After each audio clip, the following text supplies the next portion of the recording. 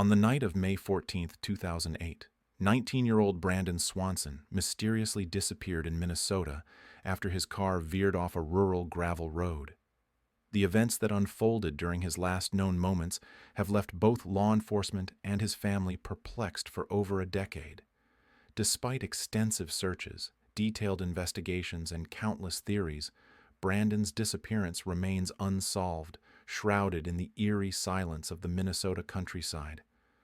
Brandon had just finished his first year at Minnesota West Community and Technical College and spent the evening celebrating with friends in the nearby towns of Canby and Marshall.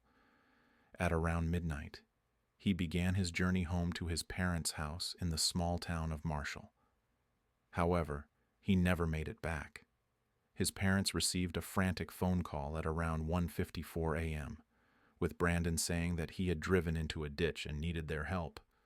Little did they know that this would be the last conversation they would ever have with their son. Brandon told his parents he was somewhere near the town of Lind, a location he was familiar with. Annette and Brian Swanson immediately set out to find him, keeping Brandon on the phone to track his whereabouts.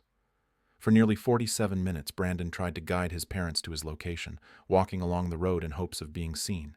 Yet, despite his detailed instructions, they couldn't find each other. At one point, he described seeing lights in the distance, suggesting he was near a town or farmhouse. As he walked, his parents kept asking for landmarks, but the area he described didn't seem to match anywhere in Lind. Brandon remained calm during the call, giving instructions and trying to provide details about the surrounding area. He continued walking along a gravel road, updating his parents on his movements. Then, abruptly, the phone call was cut short. The last words they heard were Brandon shouting, "Oh, shh," before the line went dead. Attempts to call him back went straight to voicemail. This chilling final moment has been the cornerstone of the mystery ever since. Brandon's parents immediately contacted the authorities. However, given that Brandon was legally an adult and the time frame involved, the police initially suggested he might have simply walked off on his own. The Swansons were persistent, pushing law enforcement to search for their son. The next morning, a massive search was launched involving local law enforcement, volunteers, search dogs, and later, federal agencies. The first major clue was the discovery of Brandon's car.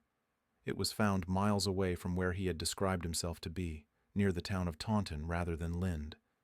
His car had driven into a ditch, confirming part of his phone call, but its location puzzled investigators. It raised questions about how Brandon had become so disoriented and why he was so far off course from where he believed he was. There were no signs of struggle around the car and the doors were locked. This only deepened the mystery as to what might have happened next. Police initiated extensive ground searches, using tracking dogs to pick up Brandon's scent.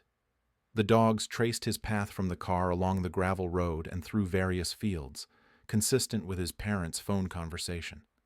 The scent led to the banks of the Yellow Medicine River, suggesting he may have fallen into the water. However, despite multiple searches, including diving operations, no trace of Brandon was found. The river, known for its murky waters and strong currents, could have swept him away, but the absence of his body or belongings left investigators skeptical of this theory. As time passed, speculation and theories began to emerge. Some proposed that Brandon may have accidentally walked into an unmarked well or an old farm silo hidden in the fields. Others believed he might have succumbed to hypothermia while wandering through the dark countryside. Then there are those who think he could have been a victim of foul play. The abrupt end of the phone call with Brandon exclaiming, "Oh, shh," led to chilling conjecture about what he might have encountered in his final moments. Was it an animal, an unknown individual, or something else entirely?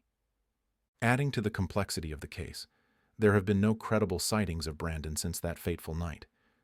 His cell phone, which went dead shortly after the call, has never been recovered.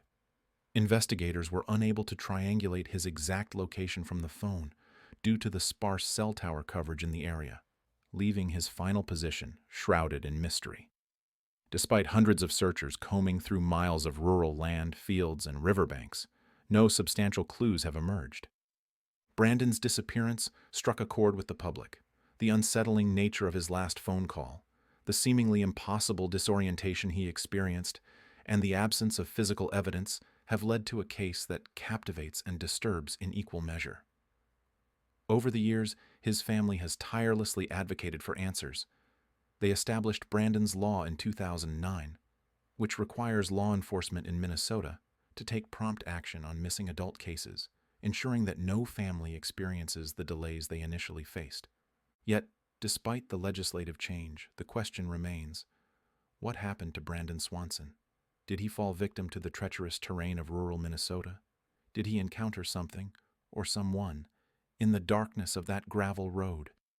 The theories, while numerous, all seem to lead to dead ends, just like the many roads crisscrossing the Minnesota countryside where he vanished. In the absence of answers, his disappearance has become a modern-day enigma, a real-life ghost story that continues to haunt the area.